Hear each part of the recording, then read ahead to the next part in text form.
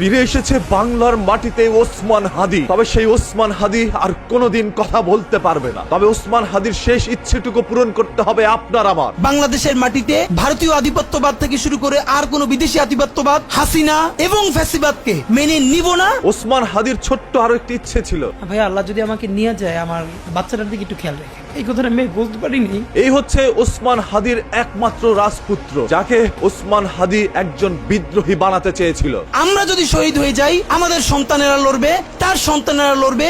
কিয়ামত পর্যন্ত বাংলাদেশ নামক জমিন যতদিন বেঁচে থাকবে ততদিন পর্যন্ত আজাদির সন্তানেরা লড়াই করবেই করবে। ওসমান হাদির এই চলে যাওয়া গর্বের সাথে বলতে চাই, আমরা সবাই আনন্দিত, কারণ ওসমান হাদি শহীদী মৃত্যুবরণ করেছে। সেই সাথে তিনি একজন বীর।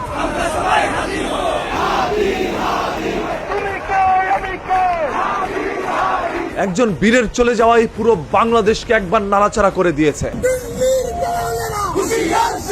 বেঁচে থাকতে আমরা হয়তোবা ওসমান হাদিকে অনুভব করতে পারিনি, তবে তার চলে যাওয়াই আজ মানুষকে বারবার দেখিয়ে দিচ্ছে পুরো বাংলাদেশটাই একটি ওসমান হাদি। সেই হায়না নরপিশাচের টার্গেট ছিল ওসমান হাদি আর তার পরিবার। একটি হায়না নরপিশাচের দলের কাছে কখন একটি ছোট্ট বাচ্চাও রেহাই পায় না, সেও তাদের টার্গেটে পরিণত হতে পারে। আমরা হয়তোবা ওসমান হাদিকে বাঁচাইতে পারি নাই, তবে তার সন্তানের পাশে দাঁড়ানো আমাদের সবার নৈতিক দায়িত্ব। আপনি যদি বলেন যে আমার সারা জীবনের যেটুকুন সততা, সাহস, লড়াই, এটার দুনিয়ার সমস্ত শক্তি আমার আব্বা। ওসমান হাদির জীবন দিয়ে প্রত্যেকটি রাজনৈতিক দলকে একত্রে করে দেখিয়ে দিয়েছে। শুধুমাত্র একটি দলের বিরুদ্ধে তাদের সংগ্রাম। আওয়ামী লীগ রে অথবা আওয়ামী লীগের কোন বিটিম সিকিম রে ক্ষমতায় রাখা আর কোন দায়বদ্ধতা আমাদের নাই। তিনি এখন সময় ঘোষণা করবেন, এই সময়ের মধ্যে সরকার তার সিদ্ধান্ত জানাবে, নইলে তারপরে বাংলাদেশের জনগণ তার সিদ্ধান্ত জানাবে। আজ সন্ধ্যা 6:05 এসে পৌঁছাবে বাংলাদেশের মাটিতে ওসমান হাদি। আগামীকাল বাদ জোহর মানিক মিয়া এভিনিউতে তার শেষ জানাজা অনুষ্ঠিত হবে। আর সেই জানাজাকে শপথ করেই বাংলাদেশের সংগ্রামী প্রত্যেকটি বিদ্রোহী মানুষ এক নতুন বাংলাদেশের সূচনা ঘটাবে, যেটা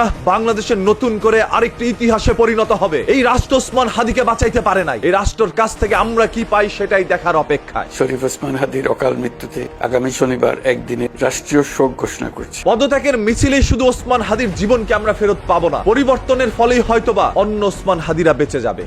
কথা বলে দেয়, আমার ভাই হাদি মারা গেছে, আর কোন সুশীলতা দেখাবো না। 5 লক্ষ আওয়ামী লীগের তুলতে পারি নাই, তুলতে পারলে আজকে আমাদের বাইরে মরতে হইতো না। আমাদেরকে ভিখারি ভাববেন না যে দয়া চাইবো। আমরা বিদ্রোহী, তাই অধিকার ছিনিয়ে নিতে জানি। ইতিহাস বদলায় না ভদ্রতায়, ইতিহাস বদলায় প্রতিবাদে। আমরা প্রশ্ন করি বলেই বিপদ, কারণ প্রশ্নই শাসনের সব থেকে বড় শত্রু। ইতিহাস সাক্ষী, যাদেরকে সবাই ছোট মনে করেছিল, একদিন তারাই পুরো চিত্রটাকে বদলে দিয়েছে। আমরা ভদ্র ছিলাম বলেই এতদিন তোরা টিকে ছিলি। ভদ্রতা শেষ হয়ে গেলে কি হয় সেটা ইতিহাস খুলে দেখ। আমাদের কণ্ঠ রোধ করলি, কথা বলতে দিলি না, এখন দেখ নীরবতায় চিৎকার করতে জানে। শুধু আমাদেরকে যদি কেউ গুলি করে মেরে ফেলে তাকে যেন ধরে বিচার করা। হাদির শেষ অসম্পূর্ণ স্বপ্নগুলোই সফল করা আপনার আমার পুরো বাংলাদেশের মানুষের দায়িত্ব। আসুন সেই সংগ্রামে আমরা সবাই অটুট থাকি। সময় এসেছে প্রতিবাদ করে বাংলাদেশে এক নতুন ইতিহাস লেখার। ইনকিলাব জিন্দাবাদ, ইনকিলাব ইনকিলাব ইনকিলাব ইনকিলাব।